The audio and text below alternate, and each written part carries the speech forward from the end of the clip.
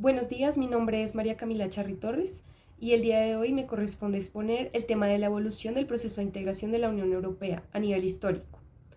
En el año de 1945, después de la posguerra, el continente europeo se encontraba en una situación delicada, con una falta de inversión en infraestructura, en comercio y sobre todo falta de mano de obra a causa de los decesos que dejó el conflicto. En este sentido, en 1947, el secretario general de los Estados Unidos propone el Plan Marshall para la recuperación económica del continente europeo, de tal forma que ésta no entrara en crisis y así pudiera salvarse también la economía norteamericana. En el 48 el Plan Marshall es aprobado y se crea la Organización Europea para la Cooperación Económica, de tal forma que se administraran bien los recursos que se daban de esta financiación. Todo esto fue posible gracias a que años antes, en el 44, se había creado el derecho internacional económico a partir de los acuerdos de Bretton Woods. El plan funcionó y para el año de 1950 ya había estabilidad económica en el continente europeo. Sin embargo, la paz era una preocupación, puesto que los aliados se encontraban explotando arbitrariamente en territorio alemán el recurso del carbón y del acero. En este sentido, Robert Schuman, el ministro de Relaciones Exteriores francés, propone que se cree una comunidad en torno a estos dos recursos, de tal forma que la administración sea conjunta, que se pueda crear una zona de libre comercio y una unión tarifaria respecto de los mismos. Para el año 52, este intento se materializó en la Comunidad Europea del Carbón y del Acero, una institución supranacional encargada precisamente de la administración. Por estos mismos años se estaba tratando de crear una Comunidad Europea de Defensa, que al final no prosperó, pero sí dejó las bases soldadas para la creación posterior de la OTAN.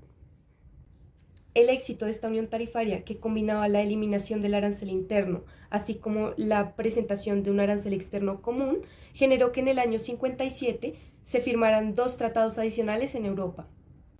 Con estos tratados se crea la Comunidad Europea de la Energía Atómica en vista de que esta era mucho más barata y efectiva que el carbón y además, lamentablemente, servía para la guerra. También se crea la Comunidad Económica Europea, cuyo objetivo era hacer exactamente lo mismo que pasó con el carbón y el acero, y es liberar esos productos de tal forma que fueran cobijados también por la unión tarifaria. Lo anterior dejó a Europa con una tríada de comunidades en torno a la energía atómica, el carbón y el acero, y la gradual integración de los demás productos. En el año 68, el proceso de integración avanzó para ser una unión aduanera, en el cual había un organismo supranacional encargado de recoger de ciertos productos los aranceles necesarios y llevarlos a un arca común. En el año 73 Inglaterra se une y para el año 86 ya hay 12 países adicionales que hacen parte de estas comunidades, de tal forma que se comienza a crear un mercado común en el que hay libertad de circulación tanto de trabajo como de capital.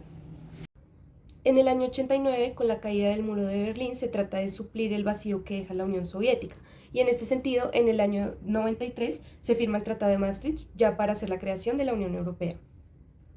En este mismo año también hay un avance importante en materia de integración, puesto que cambia a ser un mercado interior lo que tienen en la Unión Europea.